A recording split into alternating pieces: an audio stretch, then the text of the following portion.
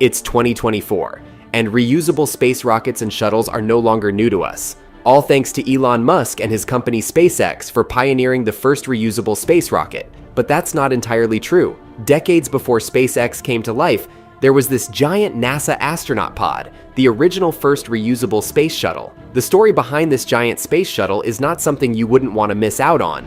Join us in this video as we take a look inside NASA's astronaut pod, the giant space shuttle. Stay to the end to know if this first reusable space shuttle fulfilled its purpose. For some people, reusable space shuttles are a new concept born in the 21st century, but the concept is actually 3 decades old. Something caused a shift that brought the concept into reality. Why the need for space shuttles? Before the space shuttle, reaching for the stars meant riding atop expendable rockets. These behemoths, like the Saturn V that carried astronauts to the moon, were engineering marvels. They provided the immense thrust needed to overcome Earth's gravity, but were one-way tickets. After delivering their precious cargo to space, they plunged back to Earth, disintegrating in a fiery spectacle. 8, 7, 6, 5, we have to go from ready to start. While functional, this approach was inherently wasteful. Each launch represented a significant financial investment, and the lost hardware limited the frequency of missions. The 1960s marked a golden age for space exploration, fueled by the intense competition of the space race. The United States and the Soviet Union were locked in a technological duel, vying for cosmopolitan supremacy. Reaching the moon became the ultimate prize, and resources flowed freely towards achieving this goal. However, the enthusiasm began to wane with the moon landing in 1969. Public interest started to shift, and the astronomical costs of space exploration came under scrutiny. The Vietnam War also took a toll on the national budget, forcing NASA to reevaluate its priorities. The concept of reusable spacecraft wasn't entirely new. Visionaries like Wernher von Braun, the father of American rocketry, had championed the idea in the 1950s. In the face of tightening budgets, a reusable launch system became increasingly appealing. 32 seconds into the flight. NASA began exploring various designs, collaborating with the US Air Force on projects like the X-20 Dyna-Soar, a partially reusable spaceplane. However, these early attempts encountered technical challenges and were ultimately abandoned. The need for a cost-effective and reusable spacecraft was clear. It would usher in an era of more frequent space missions, allowing scientists to delve deeper into the mysteries of the cosmos. But the road from concept to reality for this giant space shuttle would be long and strenuous, filled with triumphs and devastating setbacks. Unlike the disposable rockets of the past, the space shuttle needed to be incredibly versatile. It had to endure the scorching heat of re-entry, carry astronauts and cargo, and be powerful enough to break free of Earth's gravity. Designing the space shuttle wasn't a straightforward process. Several aerospace companies submitted proposals, each with a unique reusable spacecraft concept. After careful evaluation, NASA opted for a 3-part system: the orbiter and the external tank. The orbiter. This reusable core of the space shuttle housed the crew's quarters, a midsection with living areas, a science bay for experiments, powerful main engines for propulsion, and maneuvering thrusters for precise control, the solid rocket boosters. During the initial launch phase, these SRBs provided the immense thrust needed to propel the entire system out of Earth's atmosphere. The external tank. Now, you think the next step would be easy, but mapping out the blueprint was more of the easiest part. Even building the space shuttle wasn't as tricky as what would happen after the launch. Building the shuttle, the Space Shuttle Enterprise, and engineering challenges. It's about groundbreaking design, but overcoming immense engineering hurdles. One of the biggest challenges was developing the orbiter's powerful main engines, the RS-25S.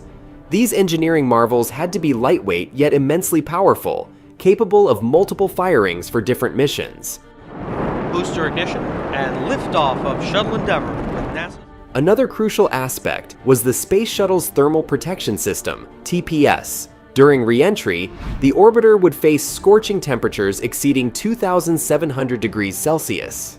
Engineers developed a complex system of heat-resistant tiles and blankets to shield the spacecraft and crew from this fiery inferno. NASA built the Space Shuttle Enterprise to test all these systems before risking a crewed mission.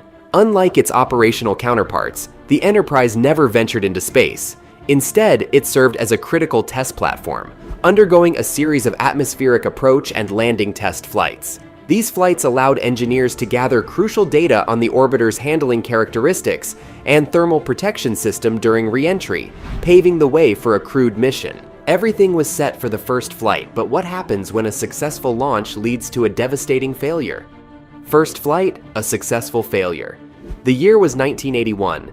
Anticipation hung in the air as the Space Shuttle Columbia, the first operational orbiter, launched on Launch Pad 39A at Kennedy Space Center. A plume of fire engulfed the colossal spacecraft, propelling it skyward on mission STS-1, the culmination of years of relentless work and daring ambition. Astronauts John Young, a veteran of the Apollo program, and Robert Crippen, a rookie astronaut, piloted Columbia on a historic two-day mission. The mission itself was a resounding success. Columbia gracefully orbited Earth, conducting a series of scientific experiments that laid the groundwork for future space exploration. Cameras captured breathtaking images of our planet, while onboard experiments tested the capabilities of the shuttle's deployable space lab. This miniaturized laboratory allowed astronauts to conduct broader scientific research in space. However, a cause for concern emerged during the seemingly smooth re-entry. Reducing the stress on the shuttle as it goes transonic. As Columbia pierced the atmosphere, a tremor of unease ran through mission control. Sensors picked up unexpected temperature fluctuations, hinting at potential issues with the thermal protection system. Upon landing at Edwards Air Force Base in California, the source of the concern became tragically evident. Post-flight inspection revealed a sobering reality. Hundreds of heat shield tiles, crucial for protecting the orbiter from the scorching re-entry heat, were missing or damaged. Further investigation discovered a more alarming detail. A small gouge, likely caused by debris impact during launch, had potentially compromised the underlying structure of the TPS in a critical area. This hidden flaw casts a shadow over the mission's success. Even a seemingly minor incident during launch could have catastrophic consequences during re-entry. Inside the Space Shuttle. The Space Shuttle wasn't just a colossal winged vehicle. It was a complex machine meticulously designed for a singular purpose: space exploration. Imagine a high-tech aircraft fused with a powerful rocket, housing a crew compartment and sophisticated scientific instruments. To truly understand the Space Shuttle's revolutionary nature, we must delve into its anatomy, the intricate systems that made it a marvel of human engineering. The orbiter, heart of the Space Shuttle. The orbiter, the reusable heart of the Space Shuttle, was a marvel of engineering innovation. At its core was the crew compartment, a pressurized environment housing astronauts during their mission. This compartment boasts comfortable seating, expansive windows for breathtaking views of Earth, and a control panel offering access to vital flight data and systems. Moving aft, we encounter the midsection, a practical space housing the galley with its freeze-dried food supplies and a dedicated sleeping area for the crew to catch some rest during extended missions. Further back lies the equipment bay, a crucial chamber filled with scientific instruments for conducting experiments in space, ranging from telescopes for celestial observations to life science labs for studying the effects of microgravity on living organisms. The orbiter's crown jewel resided at the stern, the main engines, the colossal RS-25S. These liquid-fueled behemoths provided the immense thrust required for launch and orbital maneuvering. Smaller maneuvering thrusters, strategically positioned around the orbiter, allowed for precise control during docking with satellites or the International Space Station. But the Space Shuttle wasn't just about powerful engines. It also needed to withstand the scorching heat of re-entry. This is where the orbiter's delta wings and vertical stabilizer came into play. These aerodynamic features, reminiscent of a fighter jet, allowed the orbiter to glide back to Earth like an airplane, shedding speed and mitigating the G-forces acting upon the crew. Another crucial component was the thermal protection system, a complex mosaic of heat-resistant tiles and blankets safeguarding the orbiter from temperatures exceeding 2,700 degrees Celsius. External tank and solid rocket boosters. While the orbiter seemed to be the show's star, it wasn't the only player in the Space Shuttle system. Two crucial but expendable components played vital roles in launching the orbiter into space. Towering above the orbiter, The external tank resembled a giant white fuel container.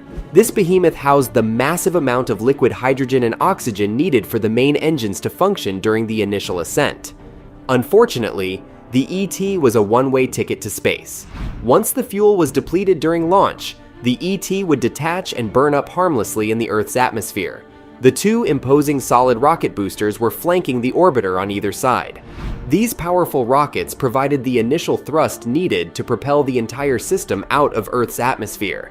Burning a unique propellant mixture, the SRBs provided a significant boost during the first 2 minutes of launch before detaching and parachuting back to Earth for recovery and reuse on future missions.